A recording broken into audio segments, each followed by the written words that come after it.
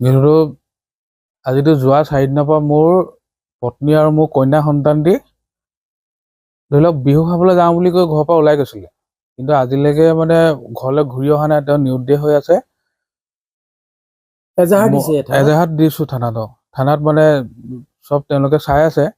তথাপিতো মই অসমৰ ৰাইজক এটা আহ্বান জনাওঁ যে মোৰ কন্যা সন্তানটি আৰু মোৰ ৱাইফক কোনোবাই যদি সন্ধান উলিয়াই দিব পাৰে, তেওঁক মই মোৰ ফালৰ পৰা 10,000 টকা পুৰস্কাৰ মই দিম, যদি মোক অকণমান সহায় কৰক।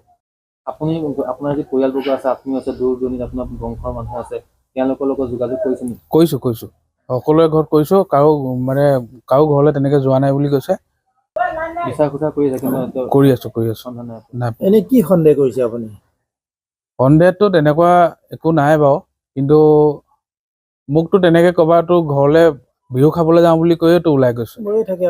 গৈ থাকে তেনেকে। ধৰি লওক ময়ো ঘৰত নাথাকো, আগতেও যায়। ময়ো মানে ঘৰত নাথাকো, মই বাহিৰত কাম কৰোঁ।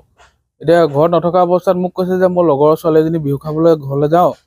মই বোলো ঠিক আছে যা, কিন্তু সেই দিনটোৰ পৰা ধৰিয়ে মানুহ ঘৰত নোহোৱা হ'ল। মোবাইলটো অফ, মোবাইল নাম্বাৰটো অফ।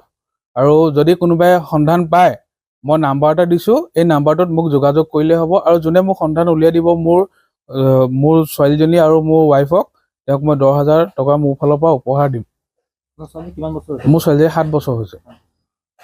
বিয়া পতা আপোনাৰ কিমান বছৰ? বিয়া পতা মই 2016 চনত পাতিছিলোঁ। মাকৰ ঘৰলৈ গৈছে নি খবৰ ল'লে? মই সকলোৰে ঘৰত খবৰ লৈছোঁ, পৰিয়ালৰ চবৰে ঘৰত খবৰ লৈছোঁ, কাৰো ঘৰলৈ নাই যোৱা। আজি কেইদিন হ'ল? 4 দিন হ'ল। আৰক্ষীয়ে কৈছে আমিও তালাচী চলাই আছোঁ, কিন্তু আমি সন্ধান পালে আপোনাক খবৰ দিম, তেনেকৈ কৈছোঁ।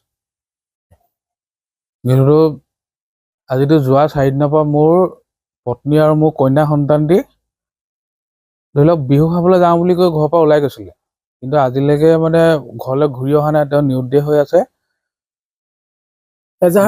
এজাহাত দিছো থানাত মানে চব তেওঁলোকে চাই আছে।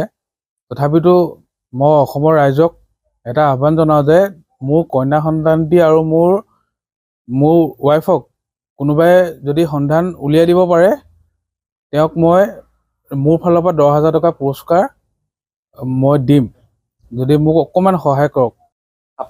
আপোনাৰ যি পৰিয়ালবৰ্গ আছে, আত্মীয় আছে, দূৰ দূৰণিত আপোনাৰ বংশৰ মানুহ আছে, তেওঁলোকৰ লগত যোগাযোগ কৰিছে নেকি? কৰিছোঁ সকলোৰে ঘৰত কৰিছোঁ। কাৰো ঘৰলৈ তেনেকে যোৱা নাই বুলি কৈছে।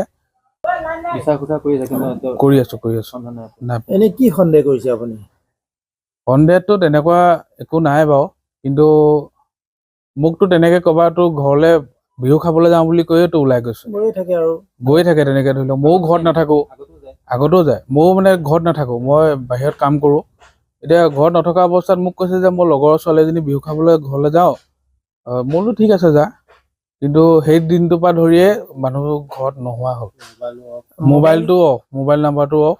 আৰু যদি কোনোবাই সন্ধান পায়, মই নাম্বাৰ এটা দিছোঁ, এই নাম্বাৰটোত মোক যোগাযোগ কৰিলে হ'ব। আৰু যোনে মোক সন্ধান উলিয়াই দিব মোৰ ছোৱালীজনী আৰু মোৰ ৱাইফক, তেওঁক মই 10,000 টকা মোৰ ফালৰ পৰা উপহাৰ দিম। মোৰ ছোৱালীজনী 7 বছৰ হৈছে।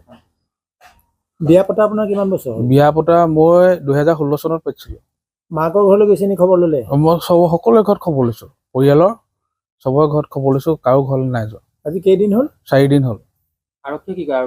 আৰক্ষীয়ে কৈছে আমিও তালাচী চলাই আছোঁ, কিন্তু আমি সন্ধান পালে আপোনাক খবৰ দিম, তেনেকৈ কৈছোঁ।